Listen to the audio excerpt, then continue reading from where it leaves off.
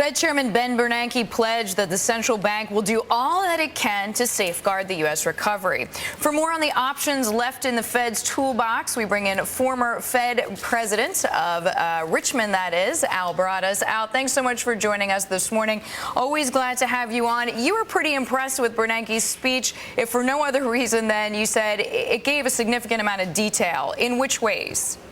Well, it did give a lot of detail on really all of his topics, the outlook for the economy, the remaining policy options, and the pros and cons in each. I thought in the middle section of the speech, Deirdre, I was struck by the extent of the detail there about the rationale for the FOMC's decision and statement a couple of weeks ago. You may recall, I'm sure you do, that some of the reaction to that was not terribly favorable. People were skeptical, and I think they may have been surprised by that. So there's a good bit in this speech that tries to explain why they did what they did and why it matters. And of course, he gave a lot of detail about the fact that Americans are saving more and more in this kind of paradox of thrift. He spoke to that.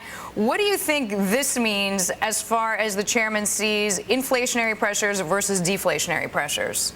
Well, I think somewhere in the speech there's actually a sentence, Deirdre, where he says he doesn't see an immediate risk of either.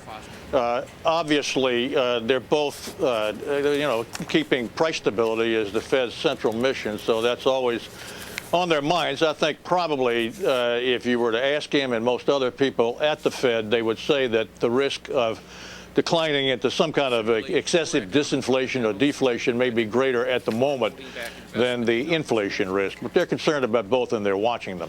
So, Al, as much as we want to hear your thoughts on what you thought of Bernanke's speech, I'm curious to get your thoughts as an economist. I mean, many people are saying that housing is going to kill this recovery. Do you think that the Fed should be using more of the tools in the toolbox to support the GSEs, to support housing in every way possible?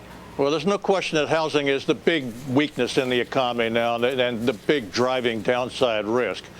But I think it's important not to think and to be too quick to think that the Fed can fine-tune things immediately. I think what the Fed needs to focus on is not just one sector, but the whole economy, which, of course, is being affected by housing and its weakness. And I think the Fed is doing that. And I think the key point that comes out of this speech, or certainly one of them, is that they have tools to use. There's some drawbacks to all of them, and he went into detail about that in the speech. I'm talking about things like purchases of mortgage-backed securities and other securities. But he also made it clear that especially if the Fed goes south and things become even more difficult in the outlook, and the outlook becomes even more problematic, those tools applied in enough strength can work, and he's ready to do it if he needs to.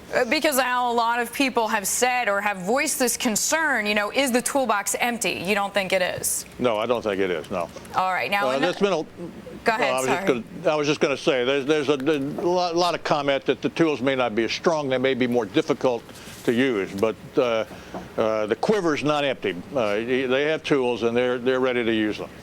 One thing you pointed out when we spoke before this interview is that the speech said very little about fiscal policy versus monetary policy, and you say that was appropriate, that was the right thing for Bernanke to do at this juncture. Why is that?